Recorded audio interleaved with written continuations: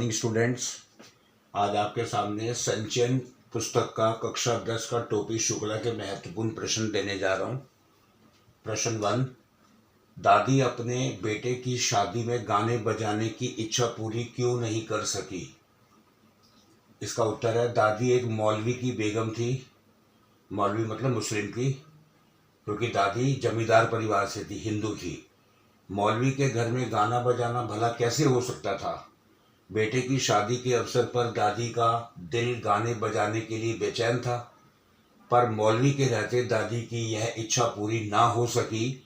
अतः दादी ने इफ़न की छठी और मुसलमानी पर जी भरकर जश्न मनाया। तो उसने अपनी इच्छा कहीं ना कहीं बाद में पूरी कर ली थी। प्रश्न 2, टोपी ने इफ़न से दादी बदलने की बात क्यों कही? ये इम्पोर्टेंट है। टोपी ने इफ़न से दादी बदलने की बात इसलिए कही क्योंकि उसे इफ़न की दादी बहुत अच्छी लगती थी।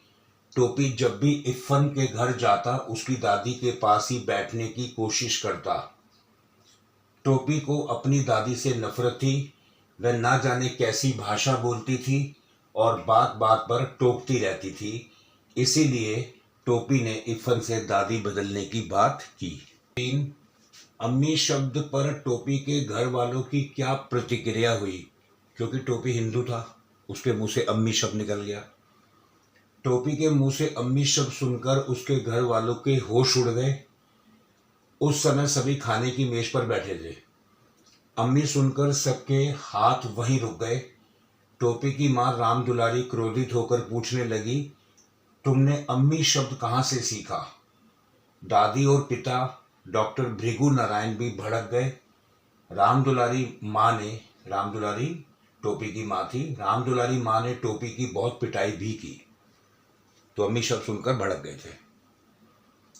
प्रश्न 4, 10 अक्टूबर सन 1945 का दिन टोपी के जीवन में क्या महत्व रखता है? इसी दिन 10 अक्टूबर 1945 को इफ़न के पिता का तबादला हो गया और वे मुरादाबाद चले गए। यह तबादला इफ़न की दादी की मृत्यु के कुछ दिनों बाद हुआ था। टोपी अकेला पड़ गया, क्योंकि टोपी का इफ़न के घर आना जाना था, दादी से प्यार था। दादी भी मर गई, इफ़न के पिता का तबादला भी हो गया, तो टोपी अकेला पड़ गया। टोपी ने 10 अक्टूबर 1945 के दिन, इसी दिन जिस दिन उसके पिता का तबादला हुआ था, कसम खाई कि अब वह ऐसे किसी भी लड़के से दोस्ती नहीं करेगा जिसके पिता का तबादला यानी बदली होती रहती हो। पूरे घर में इफ़न को अपनी दादी से ही विशेष स्नेह क्यों था? यानी इफ़न को अपनी दादी बहुत अच्छी लगती थी। इफ़न को प्यार तो अपने अब्बू, अम्मी और बाजी से भी था, यानी अपनी पिता, माँ और बहन से भी था, पर दादी से उसे ज़्यादा प्यार था। अम्मा और बाजी तो कभी कभार डांट लिया करती थी। अब्बू भी घर को कचहरी समझकर फैसला कर लिया करते थे। बस एक दादी ही थी जो इफ़न को रात में बहराम डाकू, अनारपरी, 12 बुर्ज, गुल बकावली, हातिम ताई आदि कहानियाँ सुनाया करती थी। दादी की भाषा भी उसे बहुत अच्छी लगती थी। इफ़न को दादी की भाषा बहुत अच्छी लगती थी, वो बहुत स्नेह करती थी। प्रश्न 6 है, इफ़न की दादी के देहांत के बाद टोपी को उसका घर खाली सा क्यों लगा? टोपी को इफ़न की दादी बहुत अच्छी लगती थी। टोपी जब भी इफ़न के घर जाता उसकी दादी के पास ही बैठने की कोशिश करता। एक दिन इफ़न की दादी मर गई। इफ़न की दादी के देहांत के बाद टोपी को उसका घर खाली सा लगने लगा। वहां अब कोई आकर्षण नहीं रह गया था। इसलिए टोपी को इफ़न की दादी की मृत्यु के बाद घर बिल्कुल खाली सा लगने लगा। टोपी और इफ़न की दादी अलग अलग मजहब और जाति के थे, पर एक अदृश्य अटूट रिश्ते से बंधे थे। इस कथन पर अपने विचार प्रकट कीजिए। टोपी हिंदू था, इफ़न की दादी मुस्लिम। टोपी हिंदू था, इफ़न की दादी मुसलमान थी। दोनों के मजहब और जाति अलग थी, फिर भी दोनों में अटूट रिश्ता था। दोनों आपस में प्रेम स्नेह के रिश्ते में बंधे थे। दोनों एक दूसरे के बिना अधूरे थे। हमारे विचार में प्यार के रिश्ते में जाति, धर्म, मजहब को नहीं देखना चाहिए।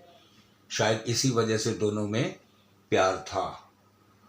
प्रश्न 8, इरफान की दादी के मायके का घर कस्टोडियन में क्यों चला गया? कस्टोडियन होता है सरकार कब्जा कर लेती है अगर किसी खाली घर का कोई वारिस ना हो तो। इरफान की दादी की मौत सिर पर थी, बीमार थी, अतः उन्हें याद भी नहीं रहा कि अब उनका घर कहाँ है। घर वाले कराची में थे, कराची उन दिनों में भारत का ही हिस्सा था।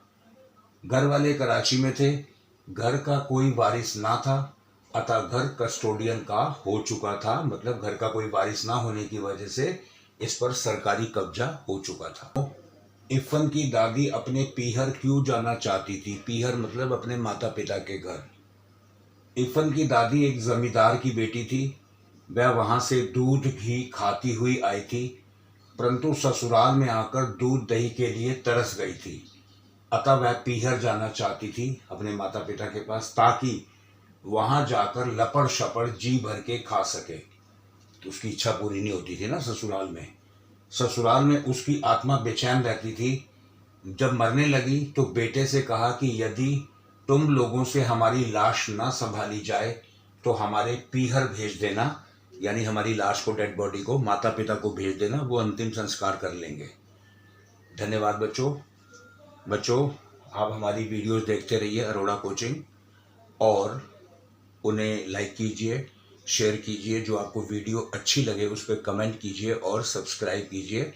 धन्यवाद बच्चों।